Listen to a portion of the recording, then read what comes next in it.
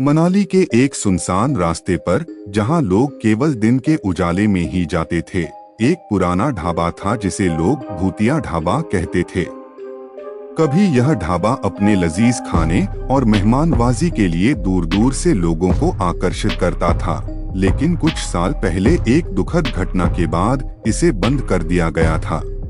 एक रात तीन दोस्त रमेश, फरहान और मीरा, जो कॉलेज की छुट्टियों में मनाली घूमने आए थे, शहर से बाहर एक रोमांचक सफर पर निकले। उन्होंने सुना था कि उस रात का पूरा चांद पहाड़ों पर एक अनोखी रोशनी डालेगा।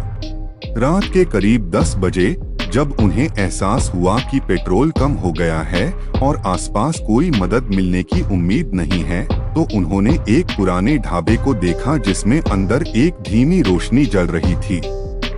वह ढाबा पुराना और टूटा फूटा दिख रहा था, लेकिन उस रोशनी ने उन्हें थोड़ी उम्मीद दी। भूखे और थके हुए उन्होंने वहां रुकने का फैसला किया। अंदर जाकर उन्होंने देखा कि एक बुजुर्ग महिला चूल्हे पर खाना पका रही थी। उसकी आंखों में कुछ अजीब सी चमक थी और उसका चेहरा थोड़ा चिंता में डूबा हुआ लग रहा था। उसने मुस्कुराते हुए उन्हें बैठने का इशारा किया। रमेश ने सोचा कि यह ढाबा तो सालों से बंद था, तो ये बुजुर्ग महिला यहाँ क्या कर रही है? लेकिन भूख के आगे उसने कुछ नहीं कहा। बुजुर्ग महिला ने उन्हें गर्मागर्म रोटी, सब्जी और चाय परोसी। जैसे ही उन्होंने खाना शुरू किया, उन्हें महसूस हुआ कि कुछ ठीक नहीं है। खाना स्वादिष्ट था, लेकिन उनके शरीर में एक अजीब सी ठंडक घुसने लगी। फरहान ने देखा कि बुजुर्ग महिला उन्हें घूर रही थी और उसकी आंखें अब लाल हो चुकी थीं। मीरा ने महिला से पूछा, आप यहाँ अकेली कैसे रहती हैं?